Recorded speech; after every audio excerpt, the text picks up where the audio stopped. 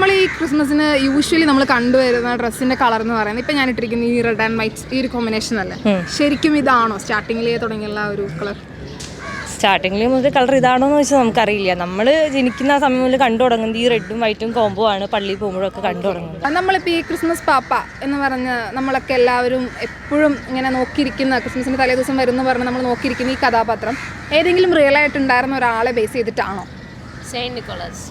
So ഞാൻ നിങ്ങൾക്ക് ഒരു ടാസ്ക് തരാമെന്ന് വെച്ചോ. അതായത് ഈ ക്രിസ്മസ് പാപ്പ എന്ന് പറയുന്ന ക്യാരക്ടർ ഒരു പെണ്ണാവുകയാണ്, അതായത് ഒരു ഫീമെയിലിനെ ഓറിയൻറ്റ് ചെയ്താണ് ഇങ്ങനെ ഒരു ക്യാരക്ടർ വരുന്നത്.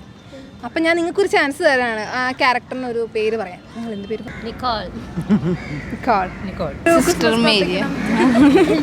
ഈ ക്രിസ്മസ് പാപ്പ ഗിഫ്റ്റ് തരുന്നൊക്കെ നമ്മളിങ്ങനെ മുമ്പൊക്കെ പറഞ്ഞ് കേൾക്കാറുണ്ട്.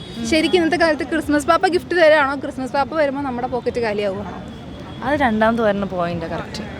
അതിനോട് അതാണ് ഞങ്ങൾ യോജിക്കുന്നു 100% യോജിക്കുന്നു. അത് വേണം, അങ്ങനെ കൊടുക്കണോ, പൈസ കൊടുക്കണോ? എന്ത് പാപ്പാനിക്കോ? വേണ്ട, അതിന്റെ ആവശ്യമില്ല. പാട്ട് പാടി പോവാ, അത്ര തന്നെ. കേക്ക് തരിക, പാട്ട് പാടുക, അത്ര മാത്രം മതി.